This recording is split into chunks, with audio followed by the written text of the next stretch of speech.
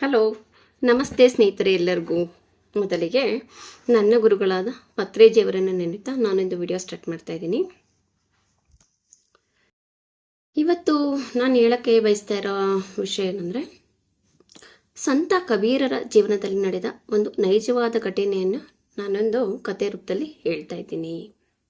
ಇದು ಆ್ಯಕ್ಚುಲಿ ನಮ್ಮ PMCಯ ಮಾಸಪತ್ರಿಕೆಯಾದ ಧ್ಯಾನ ಕಸ್ತೂರಿಯಲ್ಲಿ ಪ್ರಕಟವಾದ ಕಥೆ. ಇದು ಪ್ರತಿಯೊಬ್ಬರೂ ಸಹ ನಮ್ಮ PMCಯ ಮಾಸಪತ್ರಿಕೆಯ ಚಂದಾದಾರರಾಗಿ ಹಾಗೂ ಆತ್ಮಜ್ಞಾನವನ್ನು ಪಡೆದುಕೊಳ್ಳಿ.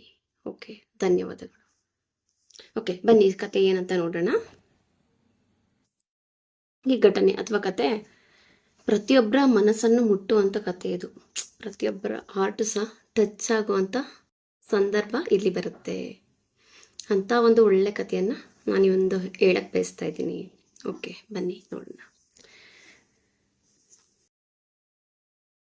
ಒಂದೂರಿನಲ್ಲಿ ಒಬ್ಬ ನೇಕಾರ ಇರ್ತಾನೆ.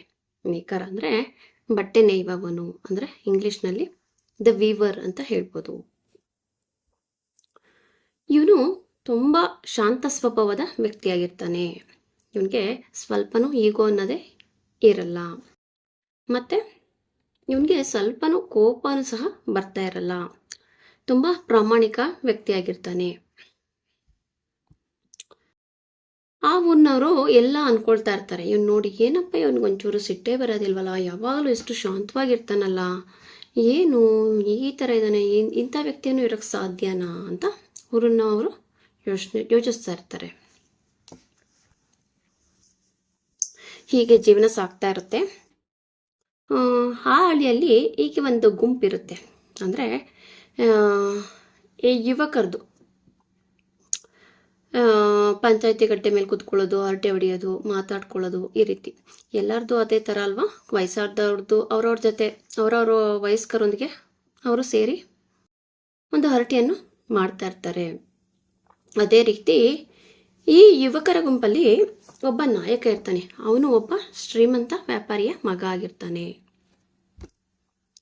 ಈ ಗುಂಪು ಒಂದಿನ ಹಿಂಗೆ ಎಲ್ಲ ಸೇರಿ ಹರಟೆ ಹೊಡಿತಾ ಇರ್ಬೇಕಾರೆ ಇವ್ರಿಗೊಂದು ಐಡಿಯಾ ಉಳಿಯುತ್ತೆ. ಆ ನೇಕಾರ ಇದ್ದಾನಲ್ಲ, ಅವನು ಎಷ್ಟು ಯಾವಾಗಲೂ ಶಾಂತವಾಗಿರ್ತಾನಲ್ವಾ, ಅವ್ನಿಗೆ ಹೆಂಗಾರು ಮಾಡಿ ಕೋಪ ಬರೆಸ್ಬೇಕು ನಾವು ಅಂತ ಅಂದ್ಬಿಟ್ಟು ಏನೋ ಒಂದು ತರಲೆ ಐಡಿಯಾ ಮಾಡ್ತಾರೆ. ಓಕೆ ಅಂದ್ಬಿಟ್ಟು ಎಲ್ಲ ಡಿಸೈಡ್ ಮಾಡಿಕೊಂಡು ಯಾವ್ಯಾವ ಥರ ಪ್ಲ್ಯಾನ್ ಮಾಡಬೇಕು ಮಾಡಿಕೊಂಡು ಸರಿ ಅದನ್ನು ಎಕ್ಸಿಕ್ಯೂಟ್ ಮಾಡೋದಕ್ಕೆ ನೇಕಾರನ ಅಂಗಡಿ ಹತ್ರ ಹೋಗ್ತಾರೆ. ಸೊ ಆ ಯುವಕರ ಗುಂಪು ಆ ನೇಕಾರನ ಅಂಗಡಿ ಹತ್ರ ಬಂದು ನಿಲ್ತಾರೆ. ಒಳಗೋಗಿ ಒಂದು ಬೆಲೆ ಬಾಳುವ ಸೀರೆಯನ್ನು ಖರೀದಿಸೋದಕ್ಕೋಸ್ಕರ ಆ ನೇಕಾರನ ಹತ್ರ ಅದ್ರ ಬೆಲೆನ ಮಾತಾಡ್ತಾರೆ. ಮುಖ್ಯವಾಗಿ ಮಾತಾಡೋನು ಆ ಶ್ರೀಮಂತ ವ್ಯಕ್ತಿಯ ಮಗ ಆಗಿರ್ತಾನಲ್ಲ, ಅವನು ವ್ಯಾಪಾರ ಮಾಡೋದಕ್ಕೆ ಅವನ ಹತ್ರ ವಾದ ಕೇಳಿತಾನೆ. ಆ ನೇಕಾರನ ಆ ಒಂದು ಸೀರೆಯ ಬೆಲೆನ ಅವ್ನು ಕೇಳ್ತಾನೆ. ಯಾವುದೋ ಒಂದು ಸೀರೆ ಚೂಸ್ ಮಾಡ್ತಾನೆ. ಅದು ತುಂಬ ಕಾಸ್ಟ್ಲಿ ಬೆಲೆ ಉಳ್ಳ ಸೀರೆ ಆಗಿರುತ್ತೆ. ಆ ಸೀರೆಯ ಬೆಲೆ ಎಷ್ಟು ಅಂತ ನೇಕಾರನ್ನ ಕೇಳ್ತಾನೆ. ಈ ರೀತಿ ಕೇಳಿದಾಗ ನೇಕಾರ ಹೇಳ್ತಾನೆ, ಇದು 10 ನಾಣ್ಯ ಬೆಲೆ ಬಾಳುತ್ತೆ ಅಂತ ಅವನು ಹೇಳ್ತಾನೆ. ನಾಣ್ಯಗಳು ಚಲಾವಣೆಯಲ್ಲಿ ಇದ್ದ ಕಾಲ ಅದು. ಸೊ ಎಲ್ಲ ನಾಣ್ಯಗಳ ಲೆಕ್ಕಾಚಾರದಲ್ಲಿ ನಡೀತಾ ಇರುತ್ತೆ. ಅವನು ಸೀರೆ ಇಟ್ಕೊಂಡು ಯೋಚನೆ ಮಾಡ್ತಾನೆ. ಏನಾರು ಮಾಡಿ ಆತನಿಗೆ ಸಿಟ್ಟು ಬರೆಸ್ಬೇಕನ್ಬಿಟ್ಟು ಏನು ಮಾಡ್ತಾನೆ, ಆ ನೇಕಾರನ ಹತ್ರ ಹೇಳ್ತಾನೆ, ನನಗೆ ಈ ಪೂರ್ಣ ಸೀರೆ ಬೇಡ, ಅದರಲ್ಲಿ ಅರ್ಧ ಭಾಗ ಕಟ್ ಮಾಡಿ ನನಗೆ ಅರ್ಧ ಸೀರೆ ಮಾತ್ರನೇ ಬೇಕು ಅಂತ ನಾನು ಕೇಳ್ತಾನೆ ನೇಕಾರನ. ಸರಿ, ಅವನ ಮುಖದಲ್ಲಿ ಯಾವುದೇ ಥರ ಭಾವನೆ ಕಾಣೋದಿಲ್ಲ. ನೇಕಾರನ ಭಾವನೆಯಲ್ಲಿ ಅಂದರೆ ಕೋಪದ ಭಾವನೆ, ಯಾವುದು ಬೇಜಾರಿನ ಭಾವನೆ ಕಾಣ್ದೇನೆ ಅವನು ಶಾಂತಚಿತ್ತವಾಗಿಯೇ ಅರ್ಧ ಸೀರೆಯ ಬೆಲೆ 5 ನಾಣ್ಯ ಅಂತ ಅವನು ಹೇಳ್ತಾನೆ. ಆ ಯುವಕ ಅಂದರೆ ಶ್ರೀಮಂತನ ಮಗ, ಏನು ಇವನು ಎಷ್ಟು ಇದು ಮಾಡಿದ್ರು ಇವನು ಮಗದಲ್ಲಿ ಕೋಪ ಅನ್ನೋದೇ ಕಾಣಿಸ್ತಾ ಇಲ್ವಲ್ಲ ಅಂದ್ಬಿಟ್ಟು ಇನ್ನೂ ಮುಂದುವರೆದು ಯೋಚನೆ ಮಾಡಿ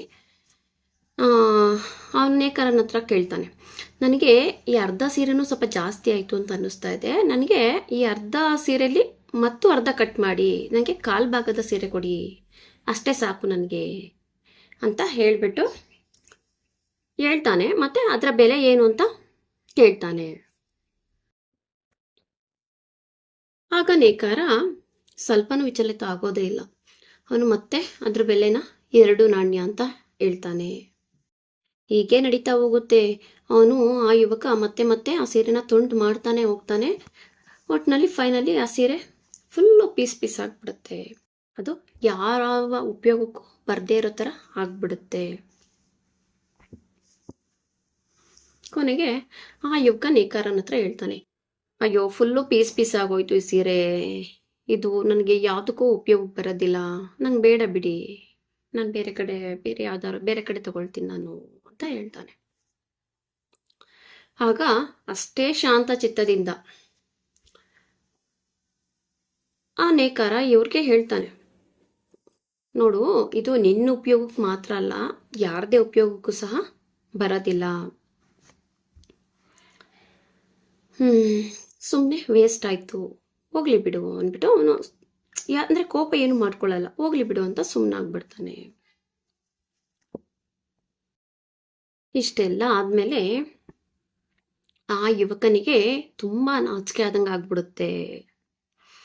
ಏನಪ್ಪ ಇದು, ನಾವು ಇವನನ್ನ ಸಿಟ್ಟು ಬರೆಸ್ಬೇಕು ಅಂದ್ಬಿಟ್ಟು ಏನೇನೋ ಮಾಡ್ದೋ, ಆ ಐಡಿಯಾ ಪ್ರಕಾರ ಎಲ್ಲ ನಡ್ಕೊಂಡು, ಆದ್ರೂ ಸಹ ಇವನು ಇಷ್ಟು ಒಳ್ಳೆ ರೀತಿಯಲ್ಲಿ ನಡ್ಕೊಳ್ತಾ ಇದ್ದಾನಲ್ಲ, ಅಚ್ಚೆ ನಾನು ಇಂಥ ಕೆಲಸ ಮಾಡಿದೆ ಅಂದ್ಬಿಟ್ಟು ಅವನಿಗೊಂಥರ ನಾಚಿಕೆಯಾಗಿ ಅವನ ಹತ್ರ ಬಂದು ಕ್ಷಮಿಸ್ಬಿಡಿ ಅಂತ ಕೇಳ್ಕೊತಾನೆ. ನೇಕಾರನ ಹತ್ರ ಬಂದು, ದಯವಿಟ್ಟು ಕ್ಷಮಿಸ್ಬಿಡಿ, ನನಗೆ ನನ್ನಿಂದ ತಪ್ಪಾಗಿದೆ, ದಯವಿಟ್ಟು ಆ ಸೀರೆ ಬೆಲೆ ಏನಿದೆ ಅದು ಪೂರ್ತಿ ಹಣನ ನಾನು ನಿಮಗೆ ಕೊಡ್ತೀನಿ ಅಂತ ಹೇಳ್ತಾನೆ.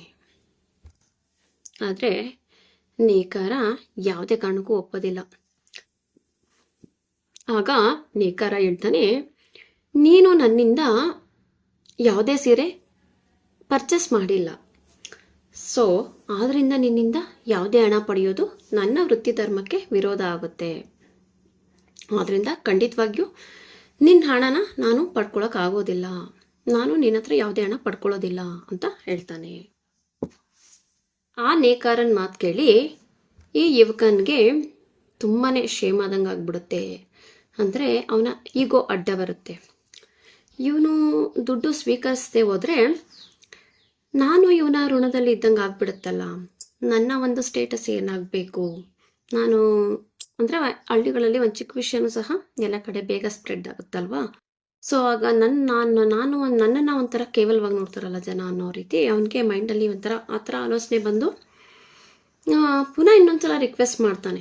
ನೋಡಿ, ನಾನು ತುಂಬ ಶ್ರೀಮಂತರ ಮಗ, ನಾನು ನಿಮಗೆ ಈ ಒಂದು ಸೀರೆ ಬೆಲೆ ಕಟ್ಕೊಟ್ರೆ ನನಗೆ ಯಾವುದೇ ರೀತಿ ಲಾಸ್ ಆಗೋದಿಲ್ಲ. ಅಂದರೆ ನನ್ನ ಒಂದು ಇನ್ಕಮಲ್ಲಿ ಯಾವುದೇ ರೀತಿ ತುಂಬ ಡಿಫ್ರೆನ್ಸ್ ಅಂತ ಏನೂ ಆಗಲ್ಲ. ಆದರೆ ನೀವು ತುಂಬ ಬಡವರಿದ್ದೀರಾ, ನಿಮಗೆ ಈ ಒಂದು ನಷ್ಟನ ಭರಿಸೋದಕ್ಕೆ ತುಂಬ ಕಷ್ಟ ಆಗುತ್ತೆ, ತುಂಬ ಲಾಸ್ ಆಗುತ್ತೆ ನಿಮಗೆ, ನೀವು ಇದನ್ನೇ ನಂಬಿ ಜೀವನ ಮಾಡ್ತಾ ಇರ್ತೀರಾ, ಪಾಪ ನಿಮ್ಮ ಜೀವನಕ್ಕೆ ಹೊಡ್ತಾ ಬೀಳುತ್ತೆ ಅಂತ ಅವನು ಇನ್ನೊಂದ್ಸಲ ರಿಕ್ವೆಸ್ಟ್ ಮಾಡ್ತಾನೆ. ನೋಡಿ, ಈಗ ಇದೆಲ್ಲ ಕೇಳಾದ್ಮೇಲೆ ಆ ನೇಕಾರ ಒಂದು ಮಾತು ಹೇಳ್ತಾರೆ. ಇದನ್ನ ಆ ಯುಗ ಮಾತ್ರ ಅಲ್ಲ, ಪ್ರತಿಯೊಬ್ಬರು ಸಹ ಕೇಳಿಸ್ಕೊಳ್ಳೇಬೇಕಾದ ಮಾತಿದು. ಇದು ಯಾವ ವ್ಯಕ್ತಿಗಳು ಎಲ್ಲರನ್ನು ದುಡ್ಡಿಂದ ಅಳಿತಾರೆ ಅಂಥವ್ರಿಗೆ ಮುಖ್ಯವಾಗಿ ಸಲ್ಲಬೇಕಾದ ಮಾತಿದು. ಬನ್ನಿ ನೋಡೋಣ. ಆ ನೇಕಾರ ಹೇಳ್ತಾರೆ, ಹುಡುಗ, ನೀನು ನನಗಾದ ನಷ್ಟವನ್ನು ಭರಿಸಲಾರೆ. ಒಮ್ಮೆ ಯೋಚಿಸು, ಹತ್ತಿ ಬೆಳೆಯಲು ರೈತ ಎಷ್ಟು ಶ್ರಮ ಪಟ್ಟಿರ್ತಾನೆ. ಆ ಹತ್ತಿಯಿಂದ ನೂಲು ತೆಗೆಯುವಲ್ಲಿ, ಸೀರೆ ನೇಯುವಲ್ಲಿ, ಬಣ್ಣ ಹಾಕುವಲ್ಲಿ ನನ್ನ ಮತ್ತು ನನ್ನ ಹೆಂಡತಿಯ ಪಾತ್ರ ಎಷ್ಟಿದೆ. ನಾವು ಎಷ್ಟು ಬೆವರು ಇಳಿಸಿದ್ದೀವಿ ಈ ಸೀರೆ ನೇಯಲು. ಇಷ್ಟು ಶ್ರಮ, ಈ ಎಲ್ಲರ ಶ್ರಮ ಸಾರ್ಥಕವಾಗೋದು ಯಾವಾಗ ಅಂದರೆ ಆ ಒಂದು ಸುಂದರವಾದ ಸೀರೆನ ಒಬ್ಬ ನಾರಿಮಣಿ ಉಟ್ಟು ಮನಸ್ಸಿಂದ ಖುಷಿ ಪಟ್ಟಾಗ. ಒಟ್ಟಿನಲ್ಲಿ ಒಬ್ಬ ನಾರಿಮಣಿ ನಾವು ನೇಯ್ದ ವಸ್ತ್ರವನ್ನು ಅತ್ಯಂತ ಖುಷಿಯಿಂದ ತೊಟ್ಟು ಸಂತೋಷಗೊಂಡಾಗ ನಮ್ಮ ಪೂರ್ಣ ಶ್ರಮ ಸಾರ್ಥಕವಾಗುತ್ತದೆ ಅಂತ ಅವ್ರು ಹೇಳ್ತಾರೆ. ಆಗ ಮಾತ್ರ ನಾವು ಇಷ್ಟು ಕಷ್ಟಪಟ್ಟಿದ್ದಕ್ಕೂ ಸಾರ್ಥಕ ಅನ್ನೋದು ಆಗುತ್ತದೆ. ಅದು ಒಬ್ಬರ ಉಪಯೋಗಕ್ಕೆ ಬರುತ್ತದೆ. ದುಡ್ಡಿನಿಂದ ನಾವು ಎಲ್ಲವನ್ನು ಪಡ್ಕೊಳ್ಳೋದಕ್ಕಾಗೋದಿಲ್ಲ. ದುಡ್ಡು ಸಿಗ್ಬೋದು, ಆದರೆ ಒಂದು ಆತ್ಮತೃಪ್ತಿ ಅನ್ನೋದು ನಮಗೆ ಯಾವುದೇ ಕಾರಣಕ್ಕೂ ಸಿಗೋದಿಲ್ಲ ಅಂತ ಹೇಳ್ತಾ ಇದ್ದಾರೆ. ಸೊ ಆದ್ದರಿಂದ ನೀನು ಕೇವಲ ಈ ಹಣ ಕೊಟ್ಬಿಟ್ರೆ ನಮ್ಗಾಗಿರೋ ನಷ್ಟ ಎಲ್ಲ ಭರಿಸ್ಬೋದು ಅಂತ ತಿಳ್ಕೊಳ್ಳೋದು ದೊಡ್ಡ ತಪ್ಪು. ಯಾವುದೇ ಕಾರಣಕ್ಕೂ ಆ ಎಲ್ಲ ನಷ್ಟವನ್ನು ನೀನು ಭರಿಸೋದಕ್ಕೆ ಸಾಧ್ಯನೇ ಇಲ್ಲ ಅಂತ ಹೇಳ್ತಾರೆ ಇವರು. ಇಷ್ಟೆಲ್ಲ ಹೇಳ್ಬೇಕಾದ್ರೆ ಆ ನೇಕಾರನ ಧ್ವನಿಯಲ್ಲಿ ಯಾವುದೇ ಆಕ್ರೋಶ ಕಂಡುಬರೋದಿಲ್ಲ. ಬದಲಾಗಿ ಸೌಮ್ಯತೆ, ಅಂತಃಕರಣ ಅನ್ನೋದು ಎದ್ದು ಕಾಣ್ತಾ ಇರುತ್ತೆ. ಇಷ್ಟೆಲ್ಲ ನಡೆದ್ಮೇಲೆ ಆ ಯುವಕನ ಅಹಂಕಾರ ಎಲ್ಲ ಒಂದೇ ಸಲಿಗೆ ಕಳಚಿ ಬಿದ್ದಂಗೆ ಆಗುತ್ತೆ. ಒಂದೇ ಸಮನೆ ಕಣ್ಗಳಲ್ಲಿ ನೀರು ತುಂಬಿ ಬರುತ್ತೆ. ಬಿಕ್ಕಿ ಬಿಕ್ಕಿ ಅಳಕ್ಕೆ ಸ್ಟಾರ್ಟ್ ಮಾಡ್ತಾನೆ. ಆ ನೇಕಾರನ ಕಾಲಿಡ್ಕೊಂಡು ದಯವಿಟ್ಟು ಕ್ಷಮಿಸ್ಬಿಡಿ ಅಂತ ತುಂಬ ಜೋರಾಗಿ ಅಳಕ್ಕೆ ಸ್ಟಾರ್ಟ್ ಮಾಡ್ತಾನೆ. ಆಗ ನೇಕಾರಂಗೆ ಇದೆಲ್ಲ ನೋಡಿ ಅವನಿಗೆ ಕೋಪದ ಬದಲು ಪ್ರೀತಿ ಉಕ್ಕಿ ಬರುತ್ತೆ. ಪ್ರೀತಿ ಉಕ್ಕಿ ಬಂದು ಆ ಕಾಲಿಟ್ಕೊಂಡಿರ್ತಾನಲ್ಲ ಆ ಯುವಕ, ಅವನನ್ನು ಪ್ರೀತಿಯಿಂದ ಎಬ್ಬಿಸಿ ಅವನನ್ನು ಅಪ್ಪಿಕೊಂಡು ಒಂದು ಮುತ್ತಿನಂತ ಮಾತು ಹೇಳ್ತಾರೆ. ಇದು ಪ್ರತಿಯೊಬ್ಬರು ತಿಳಿದುಕೊಳ್ಬೇಕಾದ, ಕೇಳಬೇಕಾದ ಮಾತಿದು. ಬನ್ನಿ ಏನಂತ ಹೇಳ್ತಾರೆ ನೋಡೋಣ. ಮಗು, ನಾನು ನಿನ್ನಿಂದ ಹಣ ಪಡೆದುಕೊಂಡಿದ್ದರೆ ನನಗೇನೋ ಉಪಯೋಗವಾಗುತ್ತಿತ್ತು. ಆದರೆ ನಿನ್ನ ಬದುಕಿನಲ್ಲಿ ಯಾವುದೇ ಬದಲಾವಣೆ ಬರುತ್ತಿರಲಿಲ್ಲ. ನಿನ್ನಲ್ಲಿ ಪೂರ್ಣ ಪರಿವರ್ತನೆ ತರೋದು ನನ್ನ ಮೂಲ ಉದ್ದೇಶವಾಗಿತ್ತು ಅಂತ ಆ ನೇಕಾರರು ಹೇಳ್ತಾರೆ. ಸೀರೆ ಒಂದು ಹೋದರೆ ಮತ್ತೊಂದು ನೇಯಬಹುದು, ಆದರೆ ಬದುಕು ಇರುವುದು ಒಂದೇ. ಒಂದು ಬದುಕನ್ನು ನಾವು ಅಹಂಕಾರದಿಂದ ನಾಶ ಮಾಡಿಕೊಂಡರೆ ಮತ್ತೊಂದು ಬದುಕು ನಮಗೆ ಸಿಗೋದಿಲ್ಲ. ಆದ್ದರಿಂದ ನಾವು ಇರುವ ಬದುಕನ್ನು ತುಂಬ ಸಾರ್ಥಕವಾಗಿ ಕಳೆಯಬೇಕು, ಅಹಂಕಾರದಿಂದ ನಷ್ಟ ಮಾಡಿಕೊಳ್ಳಬಾರದು ಎಂದು ಅವರು ಹೇಳ್ತಾರೆ. ಮತ್ತೆ ಕೊನೆಯಲ್ಲಿ ಇನ್ನೊಂದು ಮಾತು ಹೇಳ್ತಾರೆ. ನೀನು ನನಗೆ ಕೊಡುವ ಬಳುವಳಿ ಏನಂದರೆ ನಿನ್ನಲ್ಲಿ ಆದ ಪಶ್ಚಾತ್ತಾಪವೇ. ನಿನ್ನಲ್ಲಿ ಆದ ಪಶ್ಚಾತ್ತಾಪವೇ ನೀನು ನನಗೆ ಕೊಡುವ ಬಳುವಳಿ ಅಥವಾ ಉಡುಗೊರೆ ಅಂತ ಇವರು ಹೇಳ್ತಾರೆ. ಹೀಗೆ ನೇಕಾರರು ಆ ಯುವಕನ ಬೆನ್ನ ಸವರುತ್ತಾ ಪ್ರೀತಿಯಿಂದ ಈ ಮಾತು ಹೇಳಿ ಅವನನ್ನು ಕಳಿಸ್ಕೊಡ್ತಾರೆ. ಇಷ್ಟೆಲ್ಲ ಆಯ್ತಲ್ವಾ? ಇಷ್ಟೆಲ್ಲ ಆದಮೇಲೆ ಎಲ್ಲರಿಗೂ ಒಂದು ಡೌಟ್ ಬರ್ಬೋದು.